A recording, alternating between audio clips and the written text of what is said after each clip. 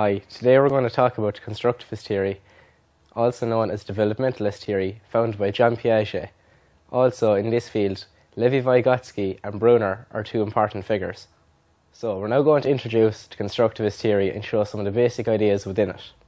The constructivist theory is based on young children. Young children create their own knowledge through interactions and environments they are put in.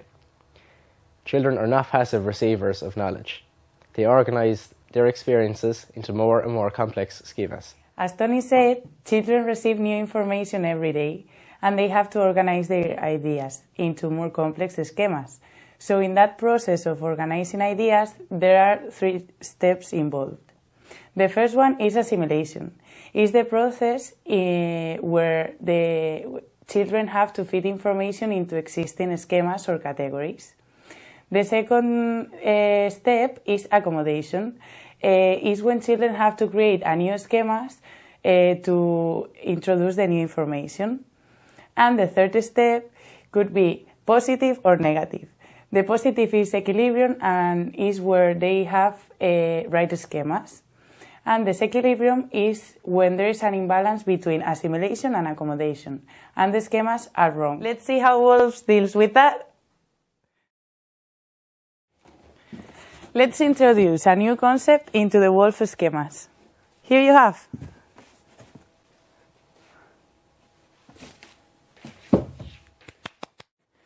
Let's try to introduce a new concept into the Wolf schemas.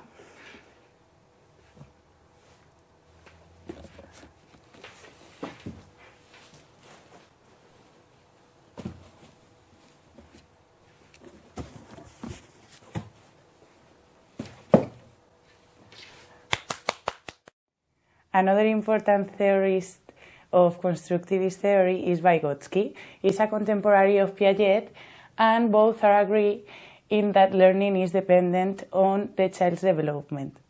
By other side, Vygotsky believed that learning new strategies could lead to increased development, and childs can learn how to classify information. To teach how to classify information, the language plays an important role in this process.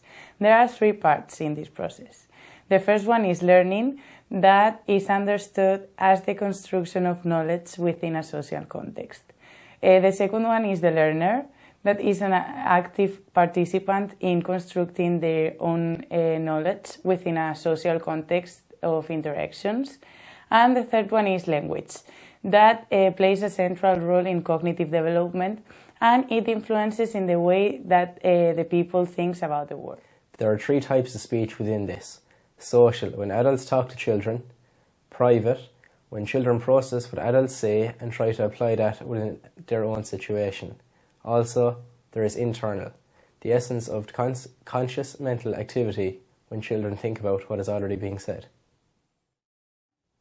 So there are 3 zones of development.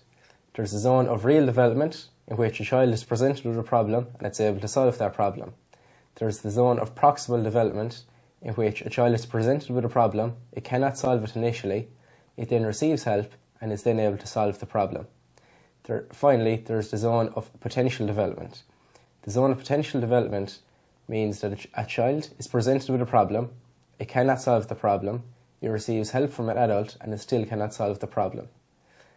A child's learning develops from the zone of potential development, from not being able to solve a problem, to the zone of proximal, in which it solves it with help, and eventually it's in the zone of real development, in which it can solve the problem, no problem at all. Let's see how Wolf deals with that.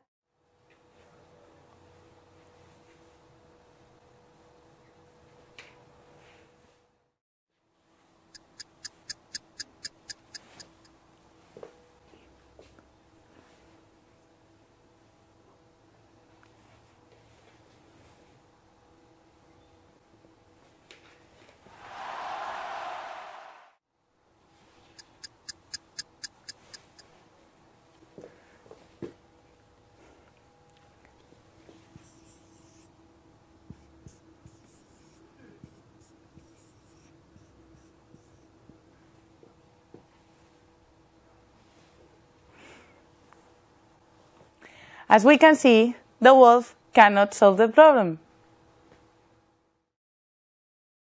As teachers, we cannot get caught in the constant classroom monotony of just repeating the same subjects over and over again to students. As we see, students learn through their interactions with each other, through language, as discussed by Vygotsky. Allowing students to talk and often communicate through different tasks inside in class can often help them to progress. Thanks for watching!